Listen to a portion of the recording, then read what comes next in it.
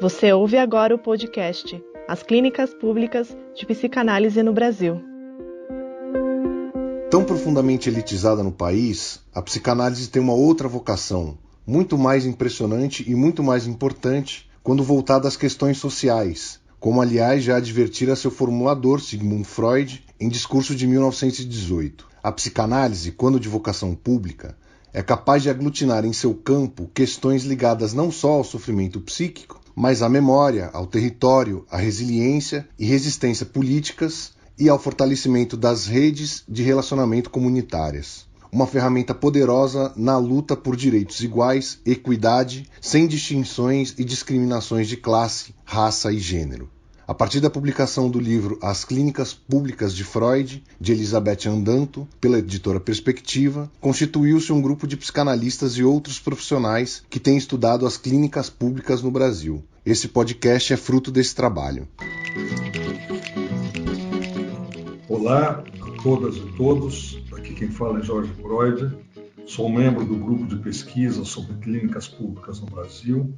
Estou aqui hoje para entrevistar a Adriana de Oliveira Rangel. Bom, então primeiro eu quero, primeiramente, Adriana, dizer que é um grande prazer estar com você aqui. A gente tem falado no teu nome desde o começo dessa pesquisa, eu tenho citado o teu trabalho no Mato Grosso, sabe? Como a gente tem buscado referências e trabalhos de clínica pública em diferentes lugares, tá? Então, é um prazer te ter aqui com a gente.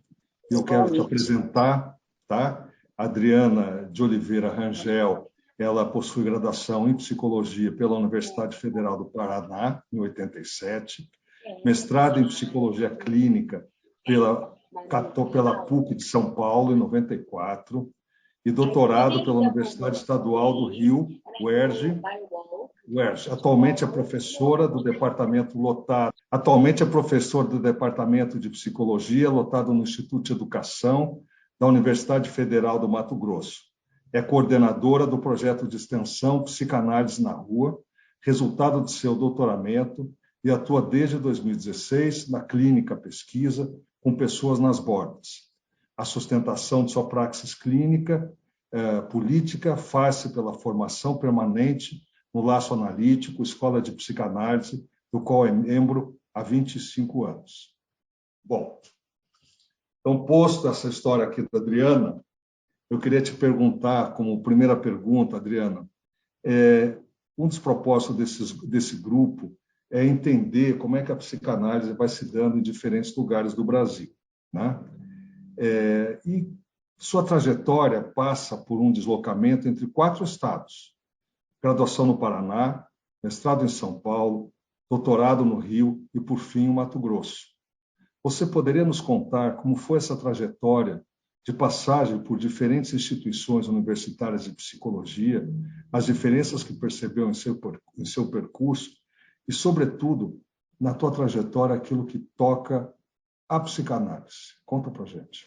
Pergunta interessante, porque remonta à reminiscência, né? Isso.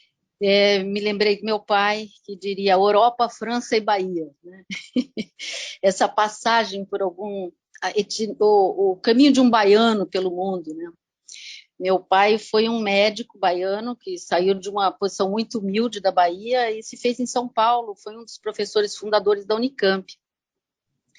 E eu, quando era secundarista, muito inquieta, com o desejo de sair de casa, fui fazer faculdade em São Paulo. Fui para a PUC de São Paulo. E me casei muito cedo, antes mesmo de iniciar a faculdade, e esse casamento me levou para o Paraná. E aí eu terminei minha graduação na Universidade Federal do Paraná. Inquieta, depois de uma separação, desejando discutir a dimensão das drogas, que era sempre um assunto que me intrigava, eu resolvi fazer o meu mestrado em São Paulo. Voltei à PUC, voltei à casa paterna, separada do primeiro marido, com 2 crianças pequenas. Logo depois fui morar em São Paulo e, um tempo depois, quando eu estou terminando o meu mestrado, um novo amor me traz para o Mato Grosso. Isso é a vida de uma mulher. Uma mulher sintoma do homem. Aí cheguei no Mato Grosso, já era mestre, tive um mestrado muito rico com o professor Renato Nizam. Ele é uma pessoa de uma delicadeza, de uma generosidade. Foi muito agradável o trabalho de me tornar mestre pelo trabalho com ele. E aqui fiz um concurso público que abriu na época e ingressei no Departamento de Psicologia do Instituto de Educação. E quando eu cheguei na UFMT, não existia faculdade de psicologia. O departamento era um departamento de psicologia com todas as abordagens da psicologia, eram alguns velhos professores prestes a se aposentar. Enfim, um momento que eu fiquei como sendo professora de psicologia da educação durante uns 10 anos da minha carreira, em psicologia aplicada à enfermagem, psicologia aplicada à comunicação. E o que me sustentou viva como psicanalista foi a minha relação com o laço analítico, qual eu devo a minha formação adulta, né, no sentido de que eu já tinha experimentado análise e a experiência de formação pela Biblioteca Freudiana no Paraná, quando eu ainda era estudante de psicologia. Mas em São Paulo, com o mestrado, fazia supervisão clínica com Maria Rita Kel, tinha meu consultório em Perdizes, tive, nesse período do meu mestrado, muita proximidade com alguns psicanalistas ligados ao meu mestrado, e rapidamente fui levada pelo vento para o Mato Grosso.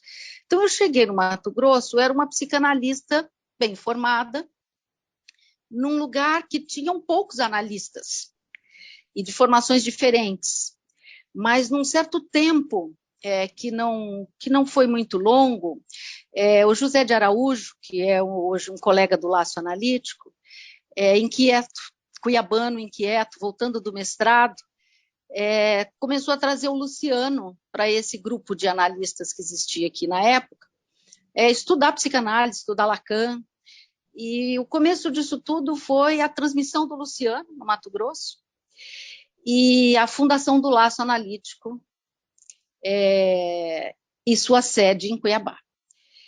Bom, de lá para cá, como formação em psicanálise, foi o que deu toda a sustentação para a minha clínica e para a minha discussão, mesmo como professora em áreas afins, permear de algum modo a psicanálise como via de me manter viva dentro da universidade.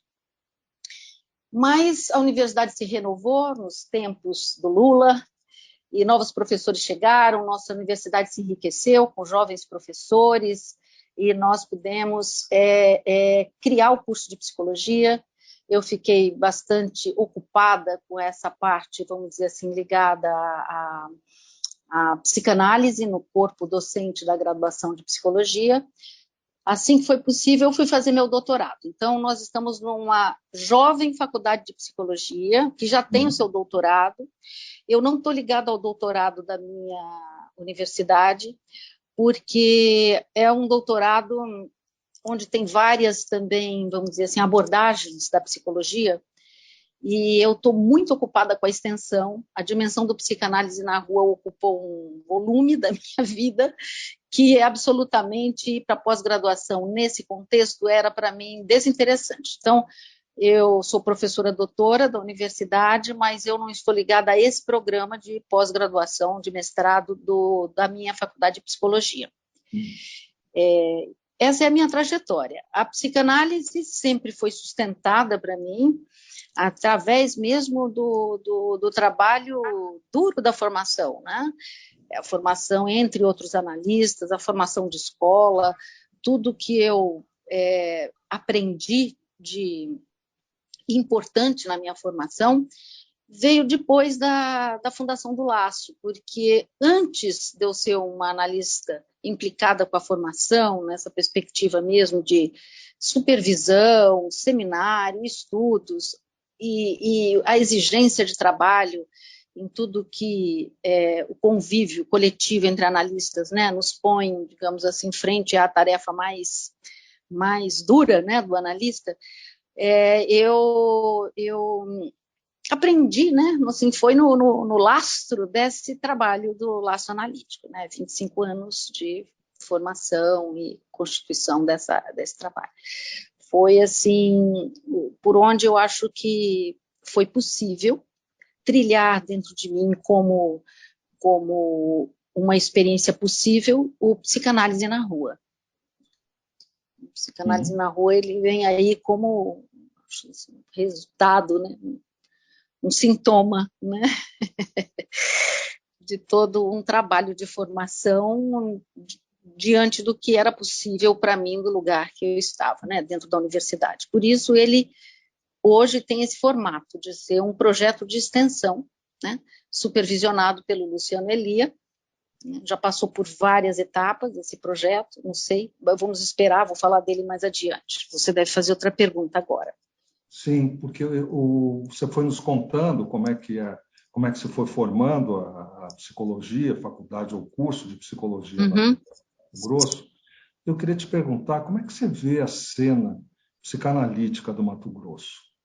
Como é que você vê aí em Cuiabá e no Mato Grosso? E como é que a psicanálise também está inserida na universidade, não está, em instituições? Conta um pouco para a gente como é que é o campo da psicanálise aí no Mato Grosso.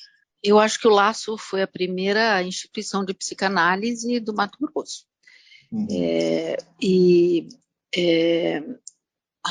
Eu não sou uma pessoa muito ligada em datas, mas vamos dizer assim, há uns 10 anos atrás, talvez um pouco mais, nós tivemos a presença do corpo aqui no Mato Grosso. E mais ou menos contemporâneo a ele, uma associação psicanalítica formada por uns analistas daqui do Mato Grosso. Então, assim, eu acho que é um lugar, assim, de pouco diálogo entre as instituições, de um desnível abissal entre trabalhos e consistência mesmo de trabalho na cidade, né? Assim, sustentação de seminário, formação,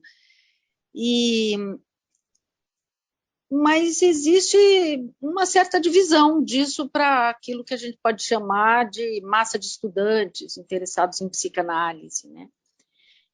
Tem, hoje em dia, um campo muito, como que eu poderia dizer, equivocado e complicado, né, de possibilidades. Então, eu sou uma pessoa, sabe, Jorge, que eu tenho um foco tão forte no que é meu lugar e no que eu estou fazendo, que eu não sou boa para te dar essa panorâmica, sabe? Entendi. Eu sou uma pessoa assim meio desligada dessa dimensão institucional. Como eu estou também numa posição tanto na universidade quanto na cidade, muito mais implicada com essa dimensão da atenção psicossocial, das políticas públicas, dos direitos humanos, dessa dimensão mais da polis, recortada por toda essa discussão sobre o tratamento em liberdade.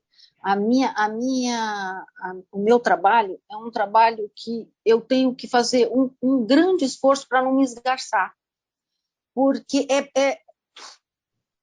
então, assim, eu tenho que fazer um foco muito grande num ponto onde eu me concentro para conseguir, dentro da dimensão de um trabalho que é a extensão, eu também recebo alunos e eu também tenho que, como uma mãe preta, a cada dia dizer o que eu faço com isso que eu tenho hoje. O que dá para fazer com isso. Sabe? Então, assim, essa dimensão mais panorâmica... Adriana, conta para a gente o que dá para fazer com isso. Conta para nós. Nossa, dá para fazer coisa demais, né? Dá para fazer coisa demais. Tenho que contar da minha trajetória para dizer o que a gente vem fazendo, o que a gente vem pensando, né? Porque todo trabalho nasce de uma proximidade já minha como professora dentro da universidade, já nesse recente criado curso de psicologia, onde eu era professora que tinha a articulação entre psicanálise e atenção psicossocial. Isso já vem, vamos dizer assim, como um legado de um assunto que tem tudo a ver com laço, no sentido da minha formação está muito influenciada por uma dimensão de reflexão nesse campo, né, da atenção psicossocial. E eu acompanhei, então, o doutorado, e antes dele, né, antes do doutorado como professora, as equipes do CAPES. E acabei dando supervisão ao CAPES nesse período. E o que me chamava a atenção... Conta isso para nós. E no trabalho de supervisora, naquele período, o que me chamava a atenção era que os casos mais graves não ficavam no CAPES.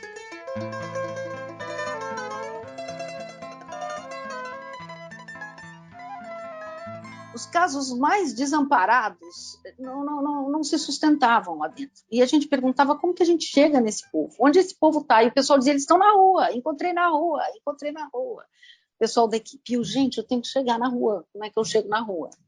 Nesse momento, estavam se construindo os consultórios de rua do SUS. E aí eu fui acompanhar esse consultório de rua, escutando, junto às equipes, essa população.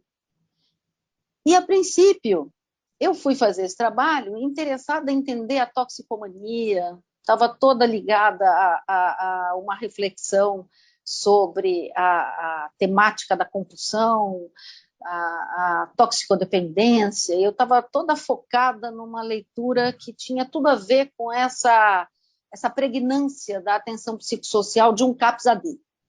E quando eu começo a escutar a vida nua, como diz o Agamben, né? E fico absolutamente tomada por essa experiência assim, abissal, né? Que se fez a partir do momento em que eu não tinha roteiro, eu não fazia perguntas, eu não dirigia, não levava para lugar nenhum, eu simplesmente ouvia, e às vezes podia ouvir mais do que uma vez. Eu ouvi coisas assim impressionantes, assim, de uma pessoa num estado de angústia muito grande, precisando de falar, e ter dito fez diferença. O que era possível diante daquilo era eu reconhecer que era preciso abrir um espaço de escuta e que a gente estava pegando a via errada, achando que o problema central era a droga, que a droga era um lenitivo no meio de um sofrimento, de uma angústia absurda, visceral que essas pessoas vivem.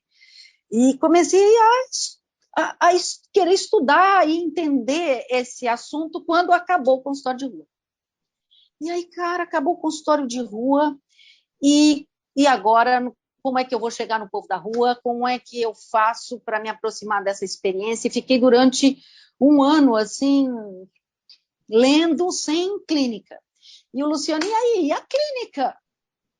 Que ele era meu orientador, né? E a clínica? E eu falei, pois é, como é que vai ser? Como é que tem? Como não sair? O consultório de rua não tem? Como é que eu chego? Sabe assim? Sem saber como eu chegava, onde eu fazia a beira. E eu comecei a observar a cidade.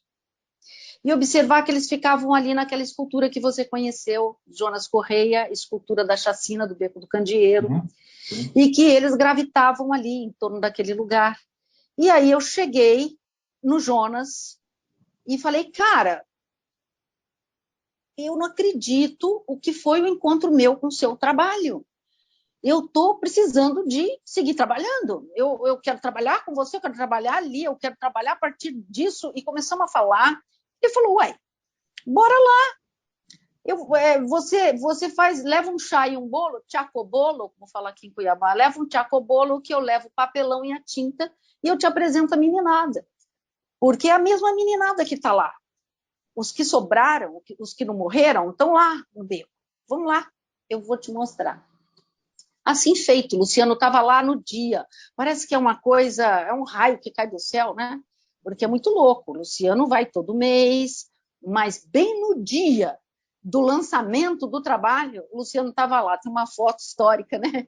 O Jonas, eu, o Luciano na escultura, o momento onde a gente deu entrada no trabalho. A gente fez uma festa no beco, chá com bolo, e ele me apresentou o povo da rua, E a gente falou sobre a escultura, eles mexeram com papelão e tinta, e a gente ficou por ali, escutei alguns testemunhos, e a partir desse momento eu comecei a ir toda semana.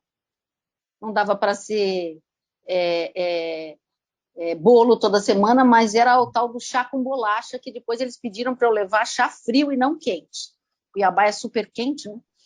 E era isso, eu levava um chá, e levava uma bolacha e sentava no papelão e começava a escutar aquele povo que já sabia que eu estava ali, porque era o Jonas e tal, e quem não sabia foi sabendo.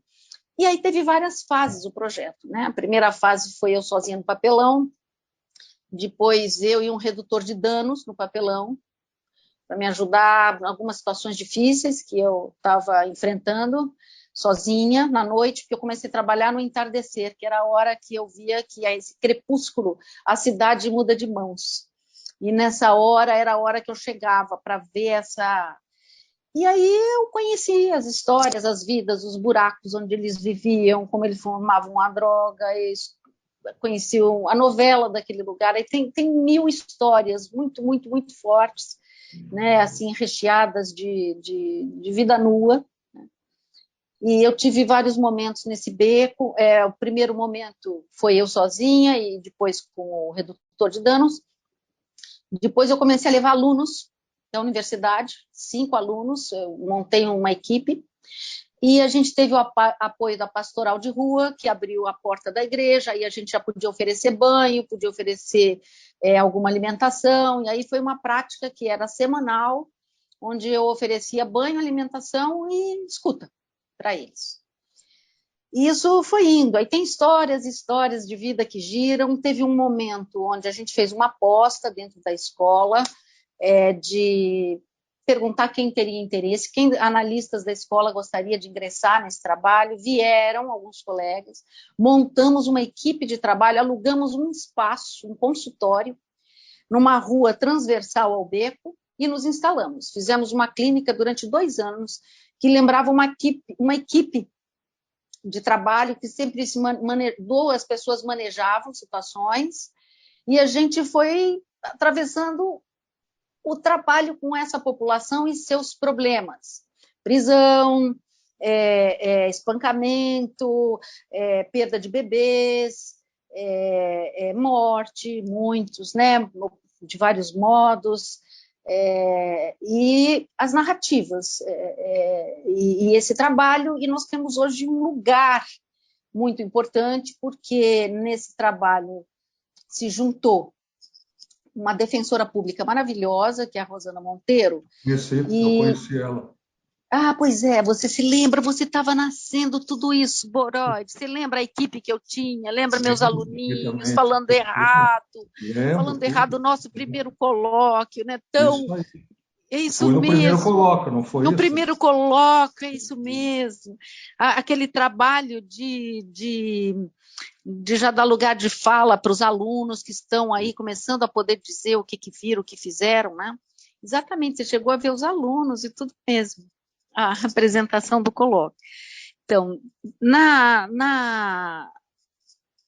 passagem, né, da entrada da Rosana, foi uma coisa muito importante, porque a Rosana trouxe toda a educação em direitos humanos e puxou para vamos dizer assim, para esse chamamento coletivo da organização do movimento de população de rua.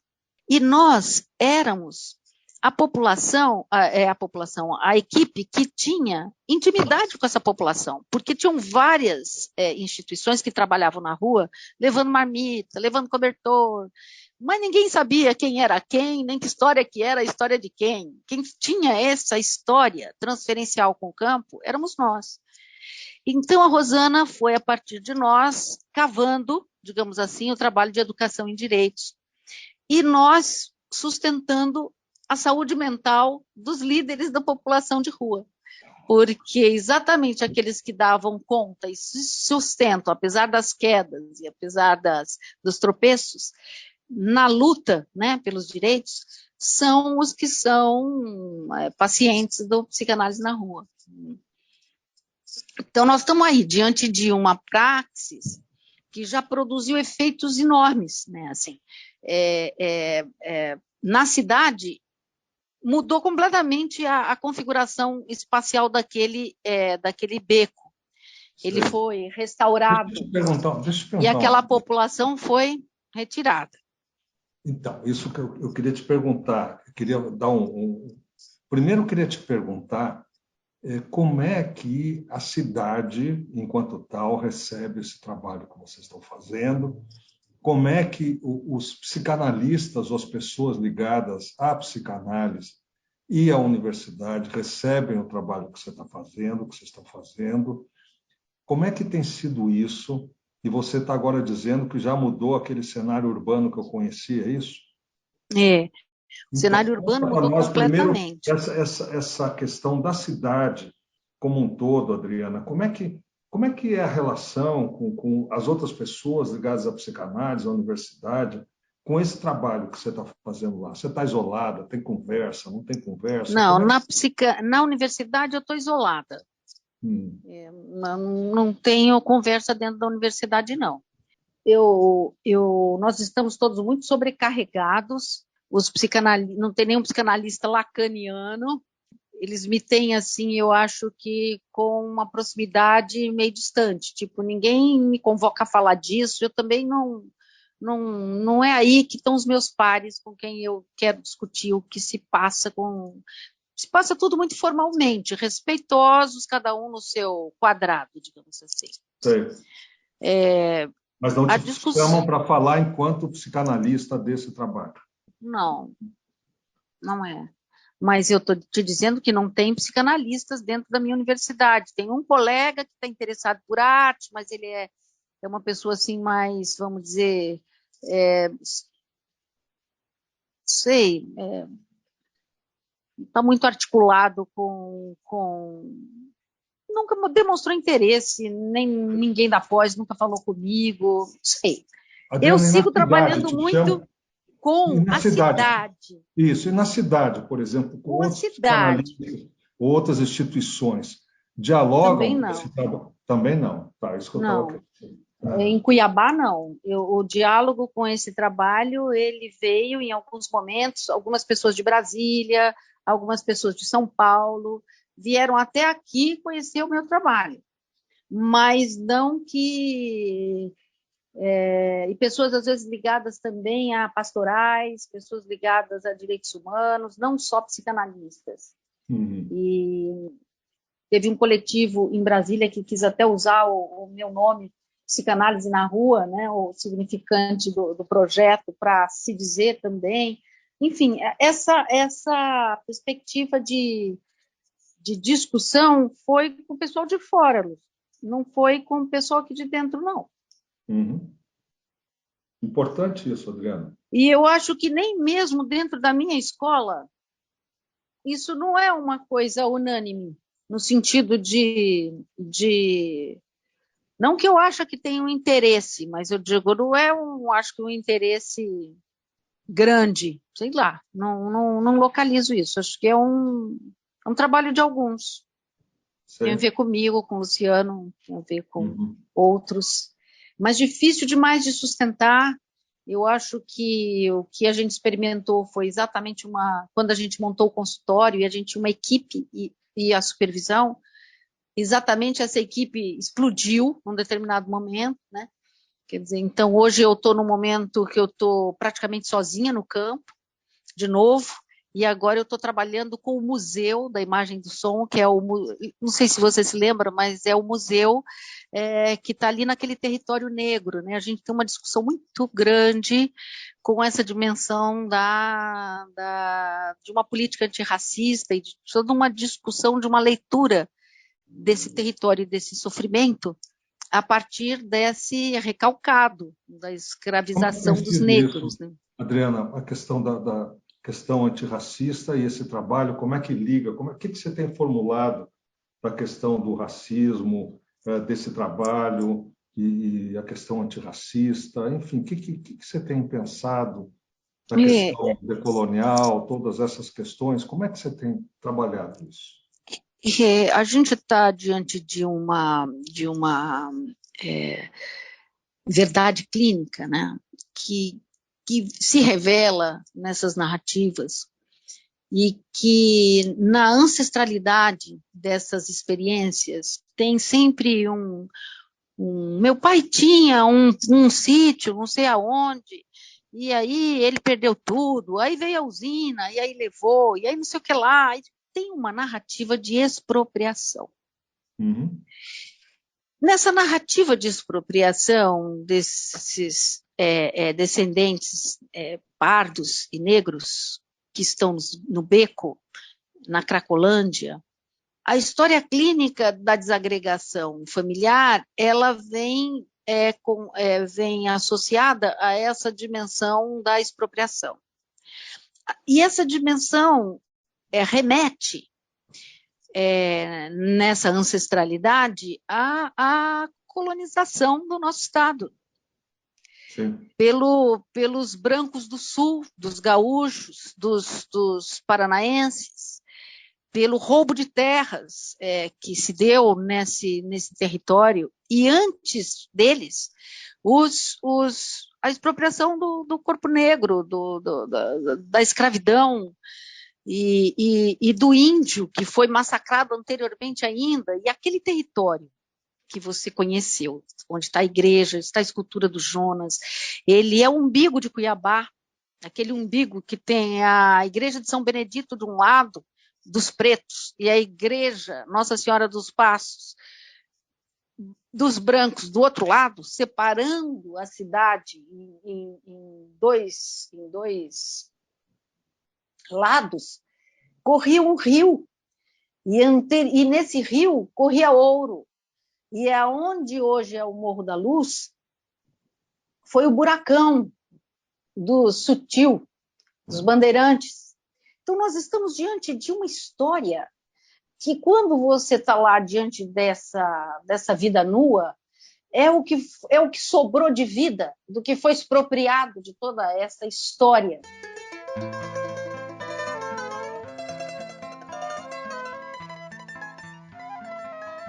De colonização e de expropriação, de segregação. Eu entendi isso a partir de Agamben, a partir de Lacan, a partir do processo mesmo de compreensão dessa dimensão geopolítica, do capitalismo, eu estou indo o ano que vem, aliás, estou muito sobrecarregada esse ano, porque eu estou me organizando para o ano que vem fazer o pós-doc, e eu vou fazer com a Andrea. E eu quero escrever isso, sabe? Eu vou tratar disso por dentro, porque é muita coisa, e é preciso fazer isso de um jeito rigoroso, articulando, né, elementos da política da psicanálise com essas dimensões todas da política mesmo, do que é a dimensão da partilha de gozo, né? Como é que essas coisas são feitas, né? Essa história desse Brasil, né? Como diz, escravista até a medula, né? Então nós estamos diante do que nunca cessou de existir, né? Uhum. E como então, né, trabalhar na dimensão de uma possibilidade para essa gente que está aí, né? Então, de um lado, a gente é corpo a corpo, defensoria e promotoria, junto com psicanálise na rua, junto com o povo da rua, diante de situações e embates dia a dia, para eles não saírem do albergue, para a menina que teve neném voltar para o albergue. Então, tem todo um trabalho de um fórum e de um movimento social que a gente acompanha, que a gente está junto, no sentido de intervindo quando é possível, assessorando os... Deixa eu te perguntar uma coisa. Como é que você vê tudo isso que você está contando, que é tão interessante e profundo, né, na relação com a psicanálise no Brasil e nesse momento atual? Como é que você se vê enquanto psicanalista fazendo o que você está fazendo, pensando o que você está pensando e dialogando com quem você está dialogando. Como é que é isso? Brasil, América Latina, mundo, e você falando desde o ponto de vista, desde o lugar de uma psicanalista, que você está falando desde o lugar de uma psicanalista. É uma luta política, é uma posição, para mim, que não é negociável, por razões que, claro, não é sem o que é o meu sintoma, né? Mas é uma posição crítica, né? A todo esse contexto segregatório do capitalismo, a toda essa cegueira, não só da psicanálise, mas do mundo, né? Diante disso, do abusivo, do obsceno, que é esse nível de expropriação a qual a gente submete os povos do mundo, eu penso que eu tenho uma posição radical, eu não sou tragável para muita gente, eu acho. Acho que é difícil, até as coisas que eu falo são muito duras, eu acho que eu falo dura, não porque eu fale duro, mas porque a coisa da dureza, crua. você fala da dureza, é outra coisa. A coisa é crua, né? É difícil, eu acho, que me ouvir. Eu acho que até dentro da própria experiência de falar entre os pares. É isso que eu queria que você contasse um pouco mais. Porque a gente tem pensado... Porque é um território de guerra, sabe? Isso. É um território de guerra, e de uma guerra horrível. Assim. Então, as histórias são muito horríveis. As pessoas não suportam ouvir. São muito horríveis. Assim. Eu estou com um caso grave, por exemplo, agora estou num ponto de um impasse, assim, um impasse até lógico sobre o meu passo, porque na minha solidão, às vezes eu sei lá, eu fico me guardando para poder chegar a hora da boa palavra, do bem fazer, porque eu não posso sozinha. Mas são experiências que me põem no limite, assim, face a um extremo. Eu, como analista também, porque, olha só, nós estamos diante de um trabalho que já está programado, que nós estamos fazendo uma projeção de filmes nacionais que discutem essa história do racismo com o pessoal da rua. É uma atividade, uma vez, um domingo por mês, e depois disso a gente abre para um debate, se alguém quiser falar, acontecer alguma coisa. Bom, vocês passam isso lá no beco? Não, a gente passa isso no museu. Agora nós estamos trabalhando dentro do museu da imagem do som. Era isso que eu ia te contar, esse novo momento, né? Tá bom. Esse novo momento, agora nós estamos com essa infraestrutura muito boa. A gente tem um espaço que não é um espaço de banho, de acolhimento nesse nível. É um espaço da cultura. Então, a gente tem um espaço, tem uma sala, pode projetar, tem uma sala, um ar-condicionado, que a gente pode escutá-los. Então, é um espaço clínico e político de trabalho com o povo da rua, que está aberto pelo Psicanálise na Rua, tem um convênio da minha reitoria com a prefeitura, e eu estou sustentando esse trabalho de um modo assim, um pezinho atrás do outro, porque estou nesse momento aguardando reforços de um trabalho interno, a equipe que era para a equipe que será. Então, interno ao laço, ou a esse trabalho de formação dessa equipe. Isso de um lado. Estou fazendo, então, 2 retratos, rápido, assim, para te mostrar a dificuldade. Vou falar assim de um jeito muito simples. Sim, sim. Primeiro, depois de um dia, depois de passar, como é mesmo o nome, Capitães de Areia, sim, que tivemos comentários deliciosos, risadas, comentários bem legais depois da projeção. Das pessoas pede para falar comigo. E fala que vai se matar. E dá clara notícia de alguém que está num surto esquizofrênico, não, paranoico, não sei bem, um surto psicótico, dizendo que ele tem que se matar, que ele é a vergonha do mundo. E fala que está indo lá na unidade 3, que é a unidade de álcool e drogas, onde ele já foi internado no passado, para falar com a psicóloga da unidade, que é Cristina Fortuna, que foi minha aluna há 25 anos atrás, antes de eu ser professora da UFMT. Eu era professora da UNIC, da Universidade Privada, ela foi minha aluna lá.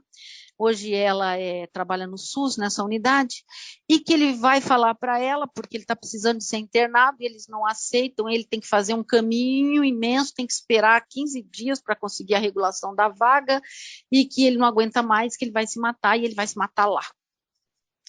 E eu segurei a escuta dele, tentei furar essa certeza dele, conversei com ele, pedi para acompanhá-lo, ir junto com ele, ele falou que não aceitou nenhuma negociação comigo. E saiu de lá na direção da unidade 3. E eu peguei o carro e fui para a unidade 3.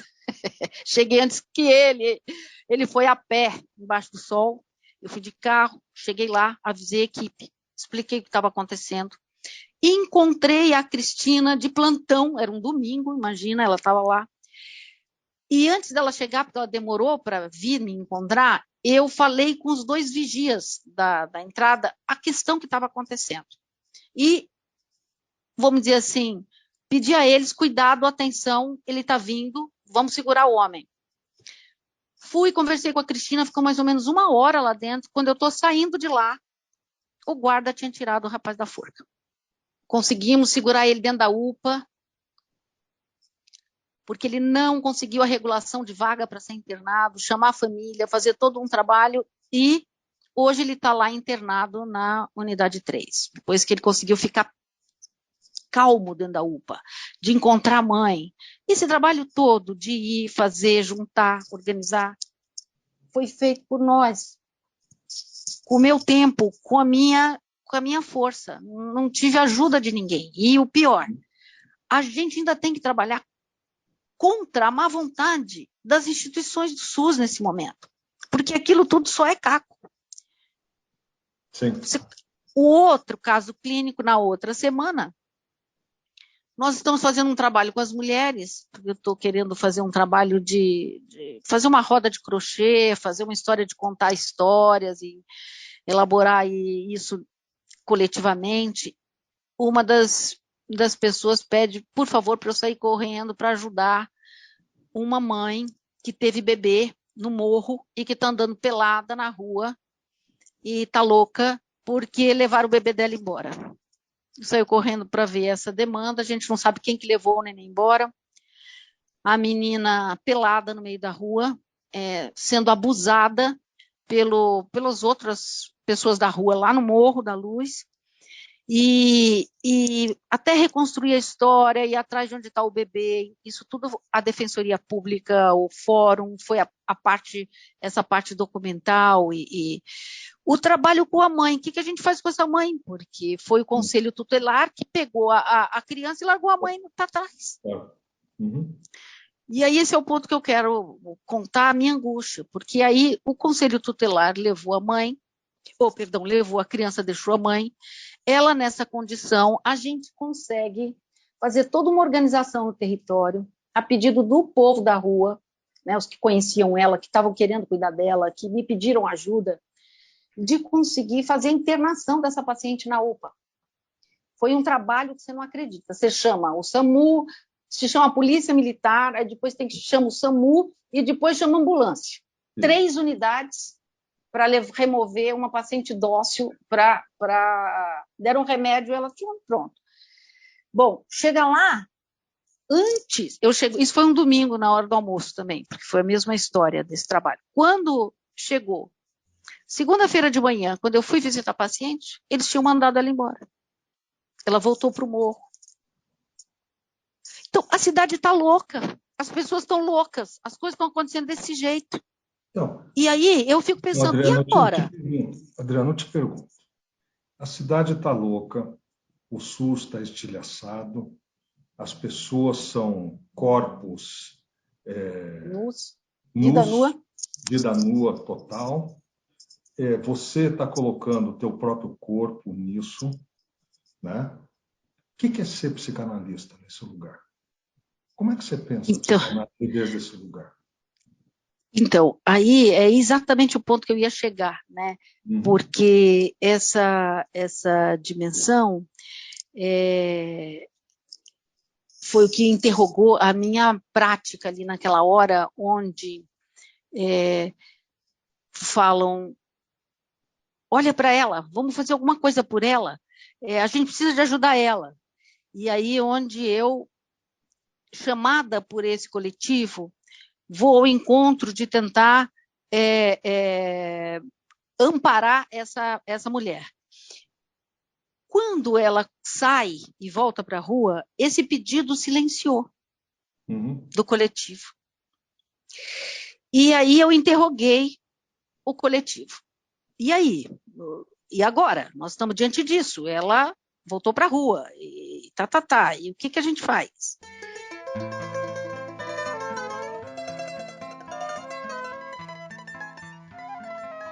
Eu quero provocar um ponto de implicação com essa condição nua da vida de cada um deles, para que eles possam se solidarizar em torno de arranjos para ajudar uns aos outros.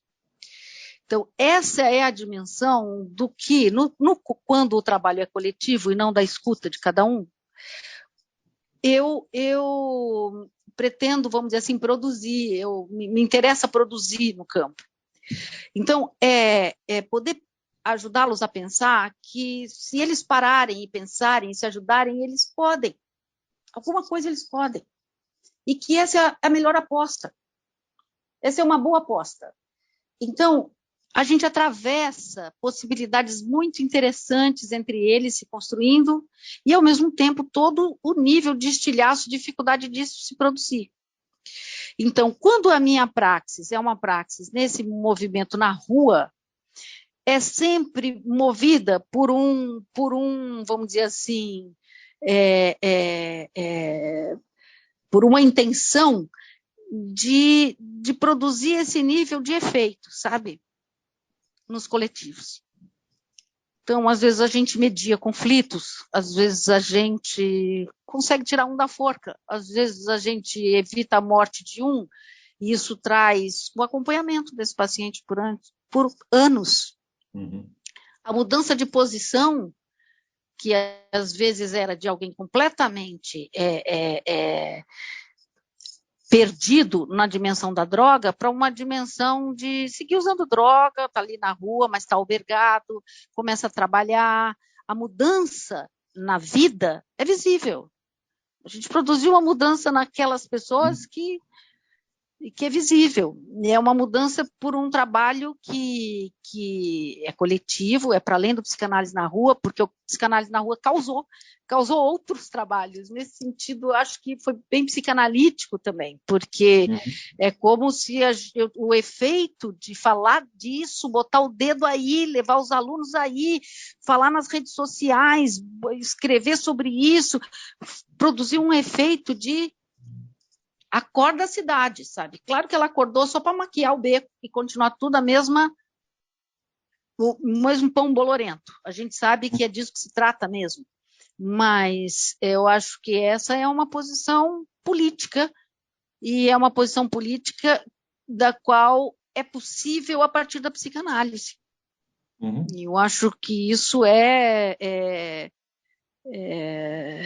a política do analista na cidade, né? Essa é a dimensão do que eu consigo localizar de mais frutífero do que a gente produziu. Né? Como e você vê o analista na cidade, pegando isso, Adriano, que esse lugar do psicanalista na cidade, o analista na cidade, no contexto de hoje da psicanálise, no contexto histórico de hoje, como você vê isso, né? Diante daquilo que a psicanálise é hoje no Brasil e naquilo que se direciona, como é que você vê a coisa andando? Eu acho que a psicanálise não deve se calar. Nós estamos num momento de ruptura civilizatória, nós estamos num momento de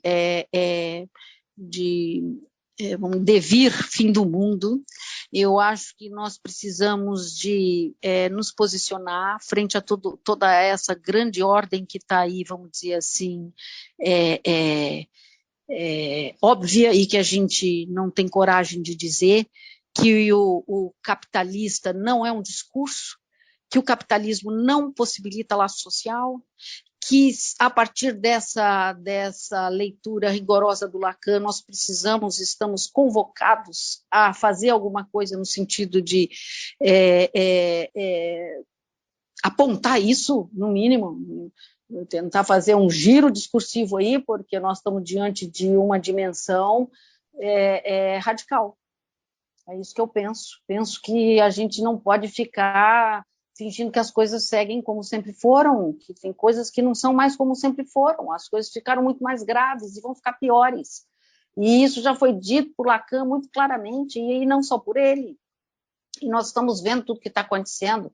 Olha aí o que está acontecendo com a Ucrânia, e essa dimensão, e o que está acontecendo nas nossas periferias. Hoje a gente pode ter acesso ao que está acontecendo, por mais difícil que seja o acesso à verdadeira informação, mas a gente pode ter acesso a ela, e a gente sabe que as coisas estão pela hora da morte, literalmente, em todos os sentidos. Então, eu penso que a dimensão do psicanálise na rua está comprometida com essa a sustentação dessa posição, sabe? É uma posição que convoca ao trabalho de pensar o que nós vamos fazer, negão, porque o trem tá brabo, e para o povo da rua tá brabo há muito tempo, entendeu? E a gente precisa de fazer outra coisa que não compulsão. Só compulsão, compulsão de compras, compulsão de droga, é tudo a mesma droga. A gente está diante de alguma coisa que é preciso fazer outra, né? Que passa pela elaboração. E disso mesmo que o Lacan disse com clareza, sabe, sobre o discurso do capitalista, né? Que não é discurso, um falso discurso, que produz desenlace social e não laço social, né? Eu acho que essa dimensão é a mais radical, Jorge. Eu acho que é isso que está, sei lá, na causa do meu trabalho, no que me importa tratar, sabe? Essa história é forte para mim, acho que em muitos níveis. Me atravessa em muitos níveis mesmo, assim. Tem aí tudo que é de singular e também tudo isso que é ancestralidade, dívida simbólica. Então, tem uma radicalidade muito profunda nisso, né, Adriana? Né? Tem uma radicalidade de jogar-se naquilo que a gente compreende como aquilo que a vida é e aquilo que deve ser feito a partir de uma ética que a gente está muito comprometido com ela, né? Sim. Então, e isso implica muitas vezes uma grande solidão, como você tem falado, né? Sim.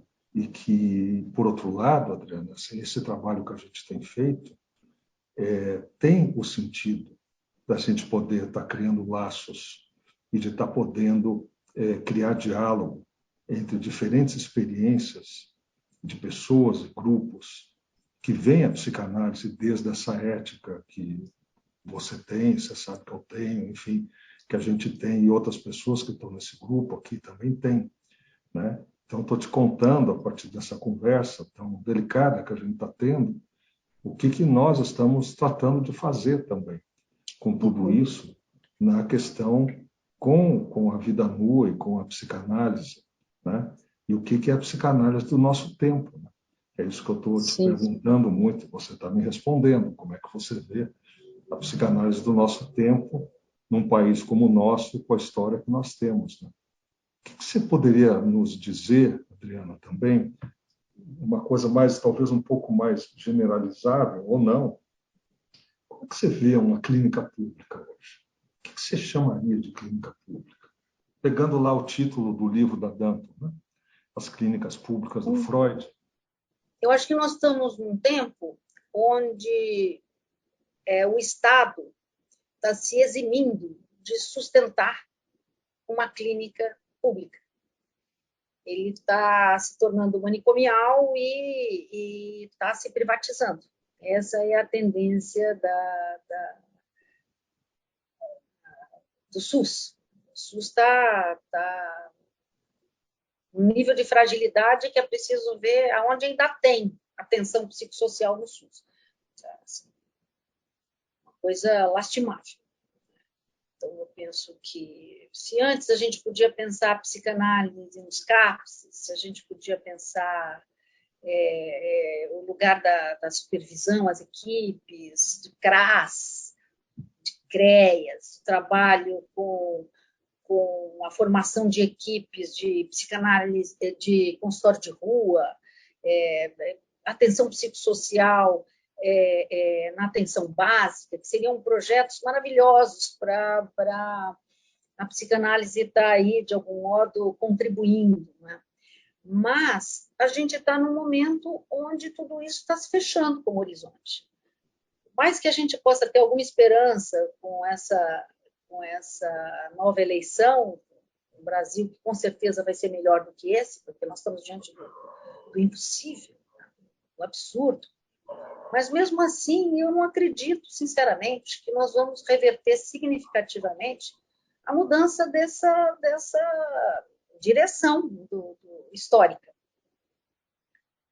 da privatização, né? E eu acho que iniciativas como o Psicanálise na Rua precisam de acontecer. A gente precisa de se pôr a trabalho em condições de clínica de bordo. Eu acho que eu convocaria, né, a fala do Freud como um ponto para nos causar, assim, dizer, que coisa interessante, assim, que a coisa mais forte que o Freud vai dizer é que nós temos o que fazer ainda para aqueles que não têm como nos pagar desse modo. Como é que é possível isso? Parece que ficou uma tarefa, um legado, uma responsabilidade. A gente pode fazer alguma coisa com isso. Fica para mim como dívida simbólica. Eu tomo aí, sabe, meu pai, Freud, alguma coisa que é preciso fazer para aqueles que não podem pagar, pelo menos desse jeito que a gente está tão acostumado a ser pago.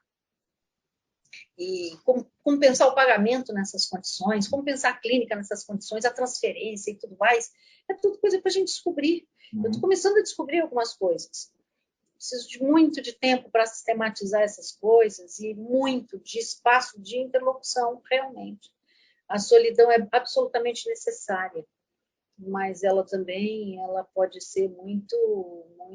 A solitude é necessária. A solidão é mortífera, né? Eu prezo muito estar só, eu trabalho muito só, eu penso muito só, mas eu trabalho com análise, na minha análise, eu trabalho com o Luciano, eu trabalho com poucos e importantes, vamos dizer assim, ferramentas, né? Será que essa é a clínica de bordo ou é a clínica do centro? Porque esse nosso povo, esse nosso país, isso é a grande massa da nossa população, que é vida nua, né? Pois é. Essa é a inversão maluca do capitalismo, né? Vira minoria o que é a maioria absoluta, claro. Vamos falar sério, entendeu? A questão que é a questão crucial é a questão de minoria. Vê se tem sentido um negócio desse, não no sentido da própria ideologia, né? E inverter isso daí para passar disfarçado esse monstro do capitalismo, entendeu? E isso tudo está bem dito, né? Por Lacan, quando vai tratar dessa dimensão do discurso. Então, estamos aí, com essa radicalidade toda.